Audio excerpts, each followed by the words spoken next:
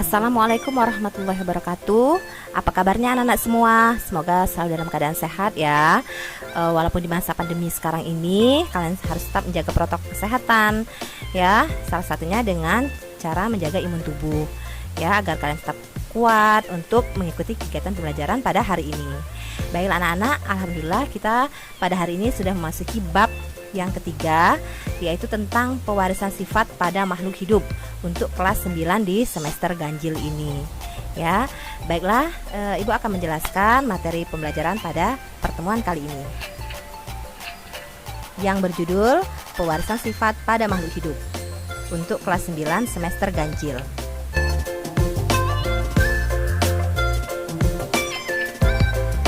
Dalam bahasa biologi, pewarisan sifat dari induk kepada keturunannya itu disebut dengan hereditas. Dan cabang ilmu biologi yang mempelajari tentang hereditas atau tentang tata cara penurunan sifat dari induk kepada keturunannya atau anak itu disebut dengan genetika. Nah, ada beberapa istilah-istilah pada genetika. Yang pertama adalah gen. Apa itu gen? Gen adalah pembawa sifat dari induk kepada keturunannya. Atau dengan kata lain, gen merupakan sepasang DNA yang menentukan sifat tertentu atau membawa ciri tertentu kepada keturunannya. Di mana letak gen? Gen itu terletak di dalam kromosom, di mana kromosom terletak di dalam inti sel.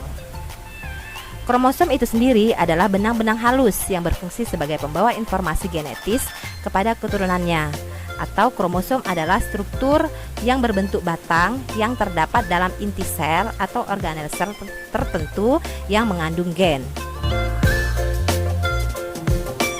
Istilah lainnya adalah parental dengan lambang P besar, artinya induk atau orang tua. Kemudian ada lagi filial yang diberi lambang F besar, artinya keturunan. Nah, kalau keturunan pertama itu lambangnya adalah F1 sama dengan anak. Kemudian kalau keturunan kedua itu adalah F2 lambangnya sama dengan cucu. Kemudian istilah lainnya adalah genotip, yaitu sifat-sifat menurun yang tidak nampak dari luar, yang disimbolkan dengan pasangan huruf. Contohnya A besar A besar, A besar A kecil, A kecil A kecil, A besar A besar, B besar B besar, dan A besar A kecil, B besar B besar. Kemudian ada lagi fenotip, yaitu sifat menurun yang tampak dari luar. Contohnya buah besar, buah kecil, rasanya manis, rasanya asam, kemudian batang tinggi, batang pendek. Kemudian kalau pada manusia itu hidung mancung atau rambut keriting, dan sifat-sifat lainnya yang nampak dari luar. Kemudian istilah lainnya adalah gamet, yaitu sel kelamin yang berasal dari genotip. Contohnya genotip A besar A kecil. Gametnya adalah A besar dan A kecil. Kemudian ada lagi sifat dominan, yaitu sifat-sifat gen yang selalu nampak atau muncul yang disimbolkan dengan huruf O besar. Contohnya A besar A besar, B besar B besar, dan C besar C besar. Lawan dari sifat dominan adalah sifat resesif, yaitu sifat-sifat gen yang tidak selalu nampak, yang baru muncul apabila bersama-sama gen resesif lainnya yang disimbolkan dengan huruf kecil. Contohnya A kecil A kecil, B kecil B kecil, dan C kecil C kecil. Kemudian ada lagi sifat intermediate, adalah sifat keturunan yang mempunyai ciri perpaduan antara kedua induknya. Kemudian homozigot, yaitu pasangan gen yang sifatnya sama, yang dilambangkan dengan huruf yang sama juga ya.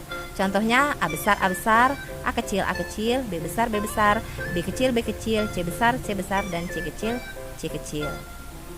Kemudian heterozigot, lawan dari homozigot, yaitu pasangan gen yang tidak sama, dilambangkan dengan huruf yang sama tetapi berbeda. Misalnya A besar A kecil, B besar B kecil, dan C besar C kecil. Kemudian alel, yaitu anggota dari sepasang gen. Misalnya R besar sama dengan gen untuk bunga berwarna merah, dan R kecil itu merupakan gen untuk bunga putih. Jadi R besar dan R kecil satu sama lain merupakan alel. Kemudian Ibu akan menjelaskan juga tentang kromosom ya nak ya. Yang pertama adalah struktur kromosom. Kromosom terdiri atas dua bagian, yaitu kepala dan lengan kromosom. Kepala kromosom itu disebut dengan sentromer, dan lengan kromosom atau lokus merupakan badan kromosom yang di dalamnya terdapat gen. Ya. Jadi ini adalah gambar kromosom.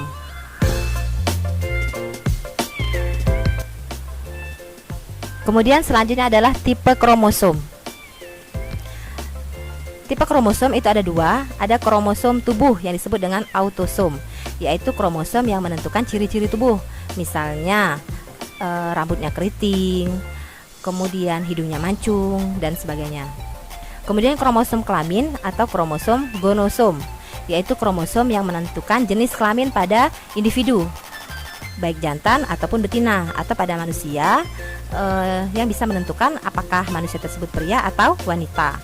Misalnya kalau pada hewan itu pada kromosom lalat buah, yaitu dengan nama ilmiah Drosophila melanogaster, memiliki 4 pasang kromosom yang terdiri atas 3 pasang autosom, yaitu kromosom tubuh, dan 1 pasang gonosom atau kromosom kelamin.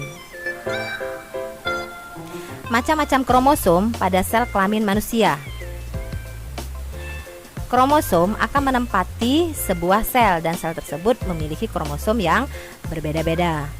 Ada 2 macam kromosom yang ada dalam sel kelamin manusia, yaitu kromosom X dan kromosom Y.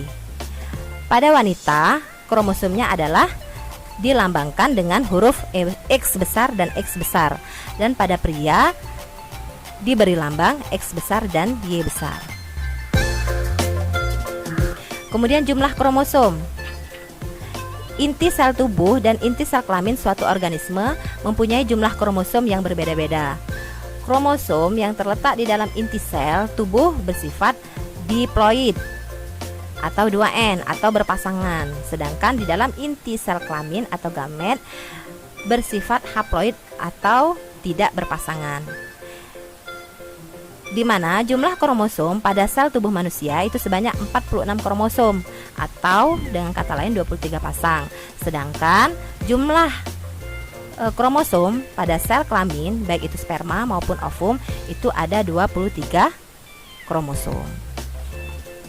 Jadi berbeda jumlah kromosom tubuh dengan jumlah kromosom kelamin. Nah, demikianlah materi yang sudah Ibu jelaskan untuk pertemuan kali ini. Di mana untuk pertemuan kali ini hanya membahas tentang istilah-istilah pada genetika ya nak ya, yang nantinya akan digunakan untuk materi yang lebih mendalam lagi pada bab ketiga ini, yaitu tentang perkawinan silang.